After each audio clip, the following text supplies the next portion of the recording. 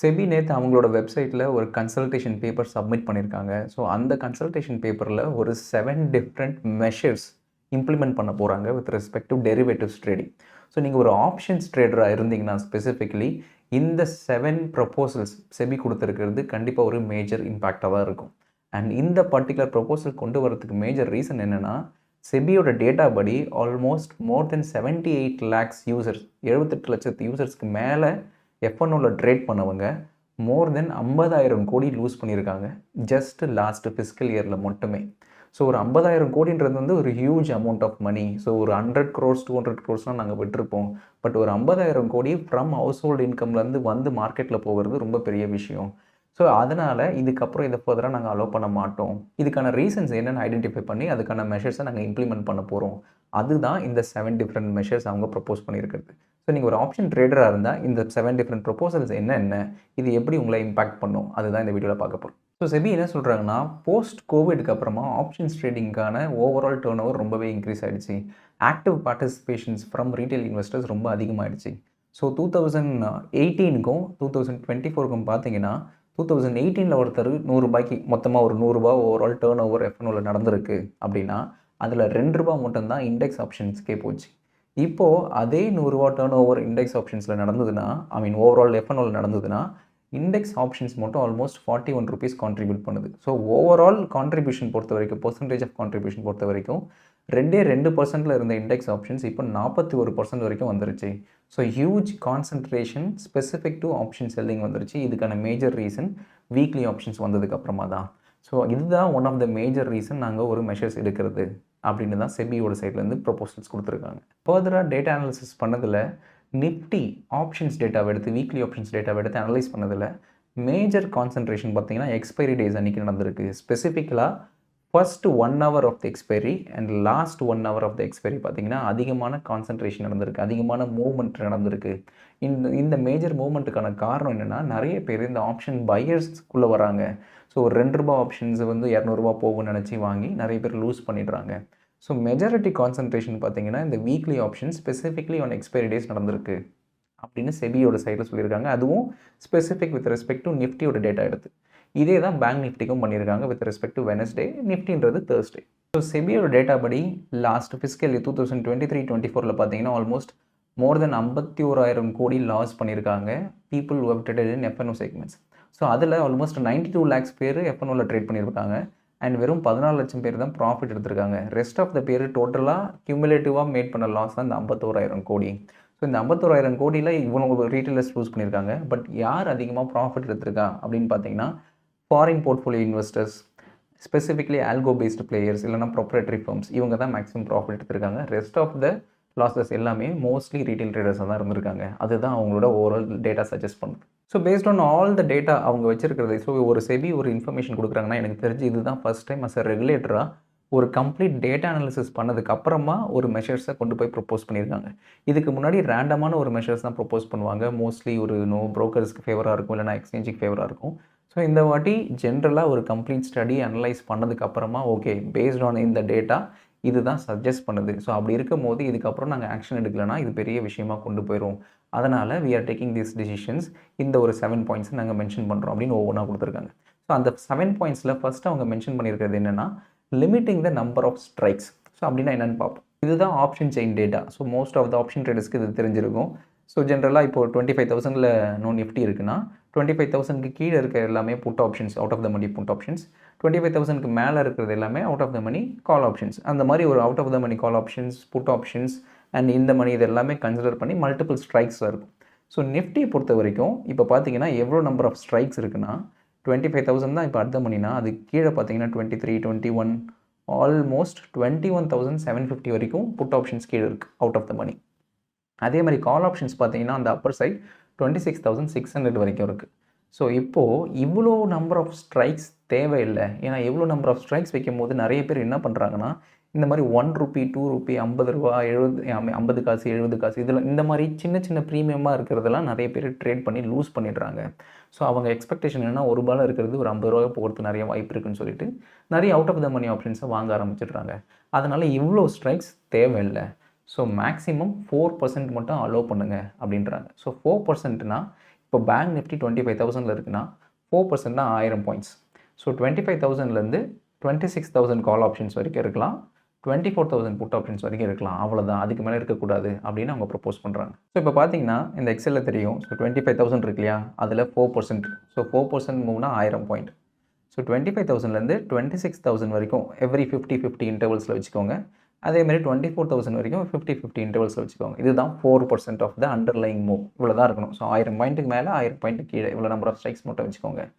And ஓவராலாக இது டோட்டலாக நீங்கள் கேல்குலேட் பண்ணிங்கன்னா மொத்தம் 41 ஸ்ட்ரைக் இருக்குது இல்லையா. ஸோ செபியோட ப்ரப்போசல் படி மொத்தமாகவே 50 ஸ்ட்ரைக் தான் இருக்கணும் அப்படின்ட்டாங்க, அதுக்கு மேலே இருக்கக்கூடாதுன்ட்டாங்க. ஸோ இப்போ என்ன ஆகும், 10 ஸ்ட்ரைக்கு கீழே புட் ஆப்ஷன், 10 ஸ்ட்ரைக்கு மேலே call option out of the money இருக்கும். அதுக்கப்புறமா ஒரு 5 ஸ்ட்ரைக் இருக்கலாம், 5 சைடு கீழே புட்டில் 5 ஸ்ட்ரைக் காலில் இருக்கலாம். பட் 50s இன்டர்வல் இருக்காது. இப்போ பார்த்தீங்கன்னா 25,000 கால் ஆப்ஷன், 25,050, 25,100 இந்த மாதிரி 50 இன்டர்வல்ஸில் இருக்கு இல்லையா. இது வெறும் 1000 பாயிண்ட் வரைக்கும் தான் 50 இன்டர்வல்ஸில் இருக்கும். இதுக்கப்புறமா 100 இன்டர்வல்ஸ் இல்லை 500 இன்டர்வல்ஸ், 200 இன்டர்வல்ஸ் அந்த மாதிரி ஸ்ட்ரைக் லெவல்ஸ் கொஞ்சம் ஜாஸ்தியாக இருக்கும். இதனால் என்ன பண்ணுறாங்கன்னா நிறைய out of the money options people வாங்குறத அவாய்ட் பண்ணலாம்.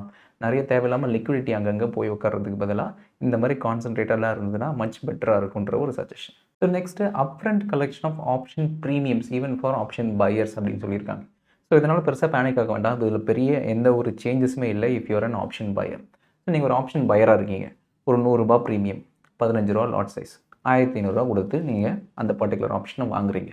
ஸோ உங்களோட சைடில் எந்த சேஞ்சஸுமே இல்லை. as long as உங்களோட அக்கௌண்ட்டில் 1500 ரூபா இருந்தால் தான் இந்த ட்ரேட் எக்ஸிக்யூட் ஆக போகுது.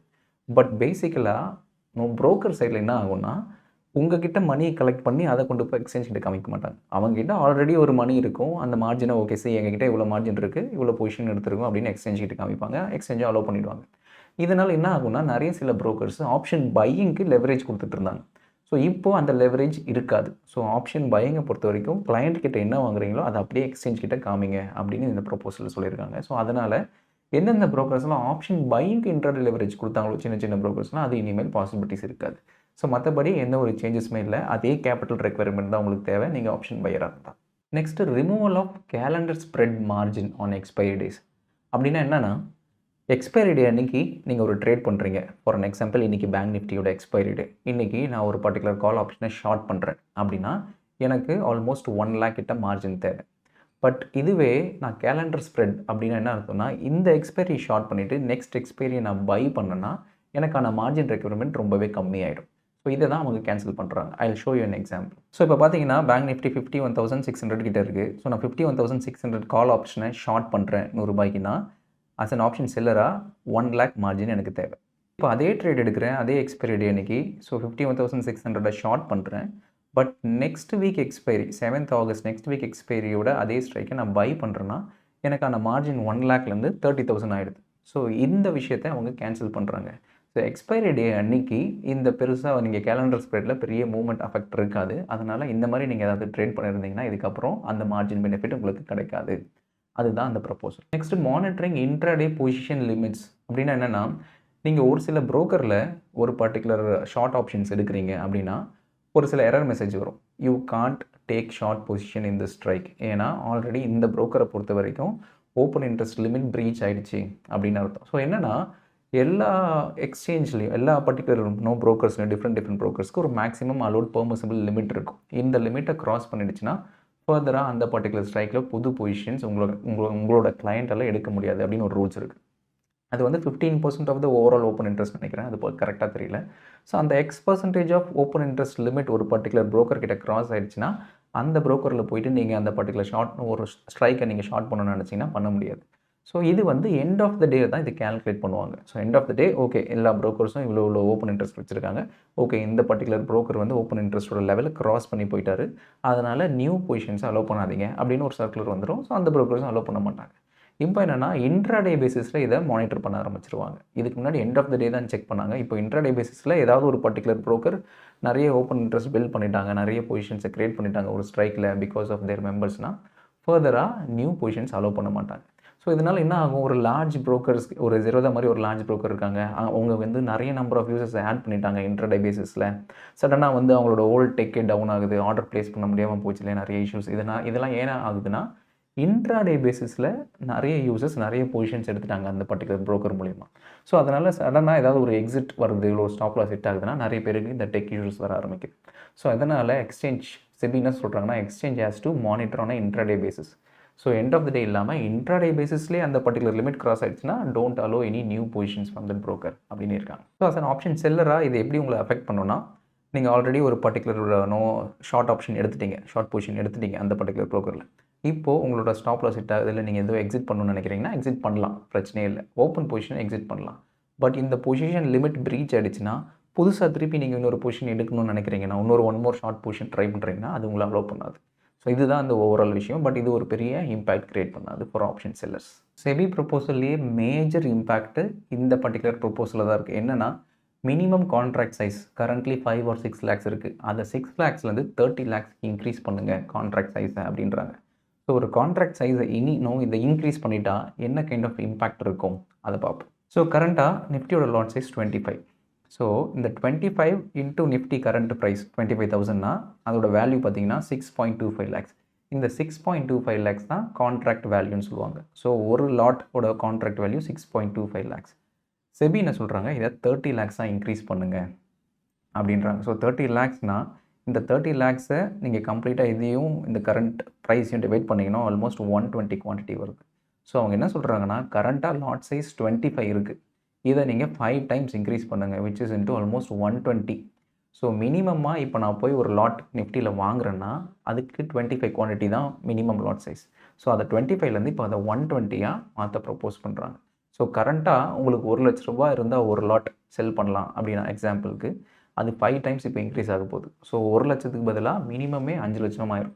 ஸோ மினிமம் ஒருத்தர் கையில் 5 லட்சம் இருந்தால் தான் ஆப்ஷன் செல்லிங்கே பண்ண முடியும் அப்படின்ற மாதிரி ஆகிடும். ஸோ வாட் எவர் இப்போ நீங்கள் பண்ணுறீங்களோ அதை இன்ட்டு 5 times போட்டிங்கன்னா தான் மினிமம் நம்பர் ஆஃப் லாட் சைஸே ஒரு மினிமம் நம்பர் ஆஃப் ஆர்டர்ஸையும் உங்களால் ப்ளேஸ் பண்ண முடியும். இதுதான் செபி ப்ரப்போஸ் பண்ணியிருக்க சேஞ்ச்.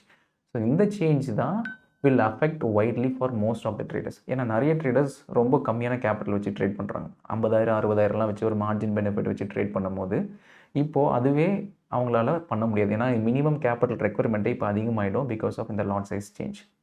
அண்ட் இந்த லாட் சைஸ் சேஞ்சை ஒரு ஃபேஸ்டு மேனராக பண்ண போகிறாங்க. ஸோ ஃபஸ்ட்டு ஃப்ரம் 25 to 120 எடுத்தவொடனே இன்க்ரீஸ் ஆகாது. ப்ராபப்ளி ஃப்ரம் 25 to ஒரு 80 இன்க்ரீஸ் ஆகலாம். மினிமம் லாட் சைஸ் 80 ஆகலாம். அதுக்கப்புறம் அது 120-ஆக மாறலாம். ஸோ அது 2 டிஃப்ரெண்ட் ஃபேஸ்டு மேனராக தான் அதை கொண்டு போகிறாங்க. பட் எவென்ச்சுவலி அவங்களோட டார்கெட் என்னென்னா, கம்மியாக கேபிட்டல் வச்சுருக்கவங்க எஃப்என்ஓக்குள்ளே வர வேண்டாம் அப்படின்ற தாட் ப்ராசஸில் தான் இந்த ஓவரால் கான்ட்ராக்ட் வேல்யூவை இன்க்ரீஸ் பண்ணுறாங்க 5 times. ஸோ அப்படி பண்ணிட்டாங்கன்னா கரண்ட் மார்ஜின் ரெக்வயர்மெண்ட்லேருந்து 5 times இன்க்ரீஸ் ஆயிரும். யாரெல்லாம் ஆப்ஷன் செல்லிங் பண்ணுறாங்களோ அவங்களுக்கு. ஆப்ஷன் பையர்ஸுக்கு நோ சேஞ்ச், சேம் கேபிட்டல் தான் required. Next one more important point வந்து complete removal of weekly expiry. So இப்போ கரண்ட்டாக பார்த்தீங்கன்னா மண்டே பேங்க்ஸ் இருக்குது, மிட் கேப் இருக்குது, டியூஸ்டே ஃபின் நிஃப்டி இருக்குது, வெனஸ்டே பேங்க் நிஃப்டி இருக்குது, தேர்ஸ்டே நிஃப்டி அண்ட் ஃபைனலாக ஃப்ரைடே சென்செக்ஸ். ஸோ செபி என்ன சொல்கிறாங்கன்னா, எல்லாத்தையும் தூக்கு, ஒரே ஒரு எக்ஸ்பைரி வச்சுக்கோ ஃபார் ஈச் எக்ஸ்சேஞ்ச். என்எஸ்சியா நீ நிஃப்டி வச்சுக்கோ, பிஎஸ்சியா நீ சென்செக்ஸ் வச்சுக்கோ, அவ்வளோதான். மற்ற எல்லா எக்ஸ்பைரிஸும் தூக்குன்ட்டாங்க. ஸோ ஒரு ஆப்ஷன் செல்லராக நீங்கள் மல்டிபிள் ஸ்ட்ராட்டஜிஸ் க்ரியேட் பண்ணியிருக்கீங்க, மல்டிபிள் இண்டிசஸ்க்கு அது நல்லாவே ஒர்க் ஆகிட்டு இருந்ததுன்னா இதுக்கப்புறமா டோட்டல் பெரிய ப்ளோ தான். எனக்கு தெரிஞ்சு 90% ஆஃப் த ஆப்ஷன் செல்லர்ஸோட ஸ்ட்ராட்டஜி பேங்க் நிஃப்டியில் நல்லாவே ஒர்க் ஆகிருக்கும் compared to other indices. So இப்போது பேங்க் நிஃப்டியுமே ரிமூவ் பண்ணியாச்சு. ஸோ நமக்கு இருக்கிற ரெண்டே ஆப்ஷன் ஆஸ் ஆப்ஷன் செல்லர், ஒன்று நிஃப்டி, இன்னொன்று சென்செக்ஸ், அவ்வளோதான்.